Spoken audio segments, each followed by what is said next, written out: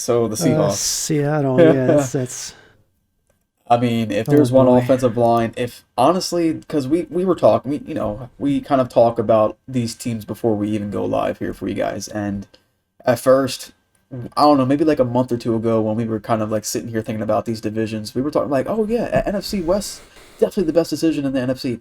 And we were just like, okay, well, now that we break it down, it's like, okay, are the Seahawks really as good as we think they are? And not to, I mean, I know you Seahawks fans are going to get on us after this, but I mean, just hear us out, okay? Just take the next 10 minutes and just listen, okay? Don't criticize. Listen. So, let's just start at their secondary. You know, you guys went from the dynasty, the boom, Legion of Boom. Now it's like again, we make the joke, the Legion of who? Like there's really not a whole lot of team left from that. I mean, they're not even getting drafted.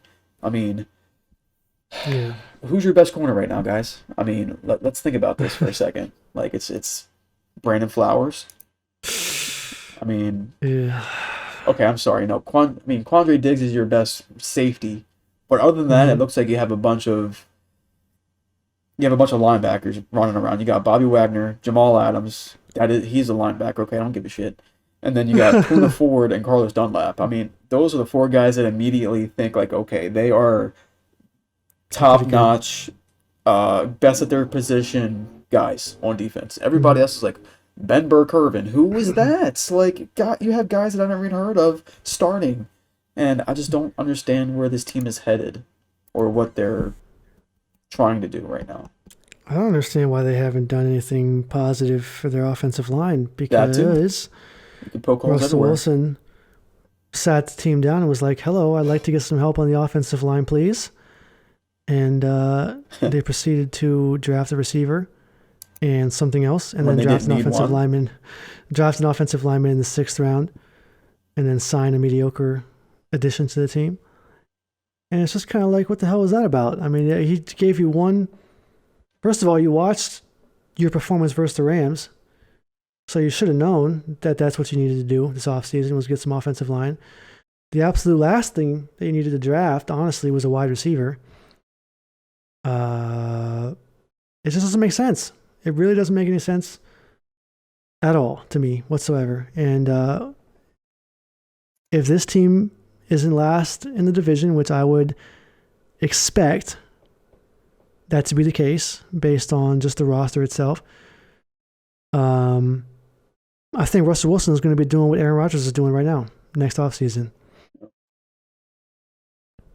But I think Russell Wilson's going to at least get his way next season. Like he sees his team Yeah. going down. He's not in the NFC Championship game every single season like Aaron Rodgers is. He's Mm-hmm. MVP caliber. Like he looks like the MVP, no doubt, for the first at least 5 games, and then Yeah. the team Every decides season, to bro. take a turn. Every Um, season. so I guess this is a question of what's going on with the Seahawks. Is it the front office? Like, are they not listening to Russell Wilson? Is it the head coach? I want to go ahead and point my finger at the front office. Like you have Yeah. your franchise quarterback telling you what he's the one playing with the team every single week. If he says it's the offensive line, if he's out there running for his life like Patrick Mahomes on Super Bowl Sunday, then listen. I mean, your best offensive line right now is Gabe Jackson, Brandon Shell, maybe Dwayne Brown. I don't know. Just there were just so many It's bad. offensive lines that were available this offseason, and not one was chosen. I mean, you had Orlando Brown Jr., you had Mitchell Schwartz, who's still available. You Who's had still, Eric I was just about to Fisher. say, he's You still still sitting there, had. bro. Mitchell Schwartz is still there, bro. Like, how? I just don't understand what the Seahawks do. They think the guys that they have starting right now are the best they've got in the NFL? Like your There's center just is no Ethan way. Pocic. Then you have Damian Yeah. Lewis at left guard. Like those guys. I mean, No. Just no, dude. I don't know. I'm not going to sit here and criticize too much. I'm just saying, from the Like, eyes just of a non-biased fan, like you play the NFC West teams twice every single and you season, have right? Aaron Donald up your ass every single You every have two you times this. have Yeah. you have Nick Bosa and Eric Armstead up your ass. You have J.J. Watt and Chandler Jones up your ass, and you have Aaron Donald And and Sebastian Joseph Day. yes, up your ass. Like,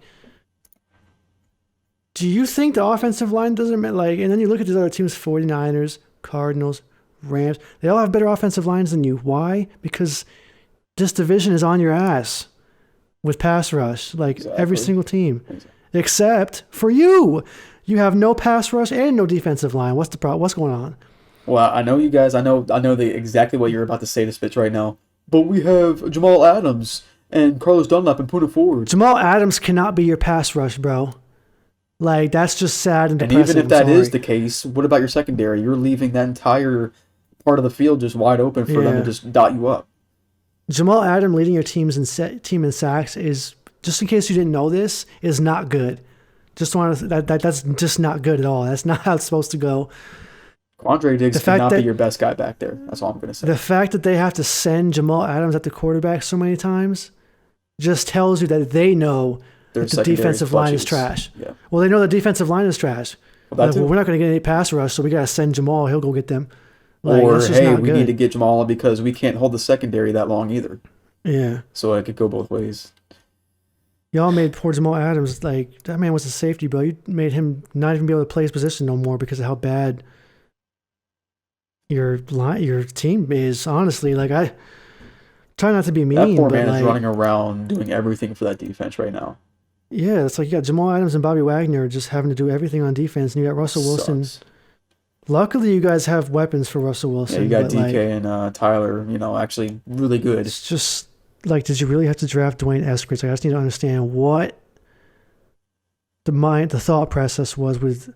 He's not even starting. You got Freddie Swain starting over him. Like, where did you see in the 2020 NFL season where you decided that Russell Wilson didn't have enough people to throw the football to, for that to be the position you target with your first pick in the first pick you had in the draft, which was like the third or fourth round?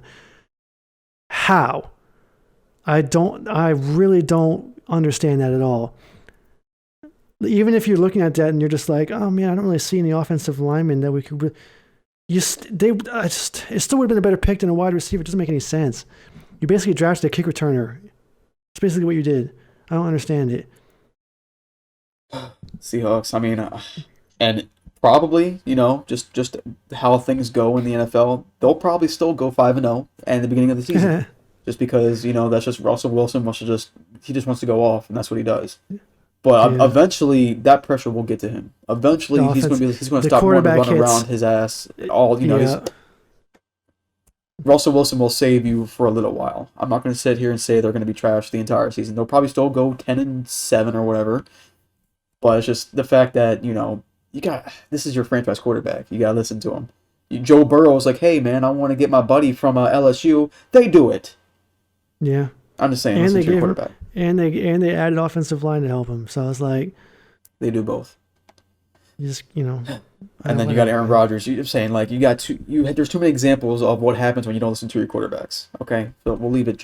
I'm gonna leave it right there for you guys on the table. Y'all lost.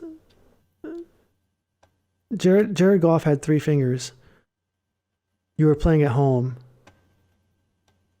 and you scored like 9 points. What was the final score? I don't even know. The final score was a low-scoring game. It was pretty low. It was like 13-9 or some crazy shit like that. But like, they must have saw that and been like, "Well, damn, we only scored 9 points. We must need more wide receivers to throw." But look at the next game. The Rams got embarrassed, right? So I'm just saying. Yeah. It's just like, I remember watching that game and being like, "Why is Jared Goff throwing dots right now? Like, how bad is your secondary?" Yeah, exactly. Like, if the Green Bay Packers are beating the Rams this bad, and the Rams beat you, what does that say about you? Like, how do you allow a man with 3 fingers on his throwing hand to dot you up like that? I just don't get it.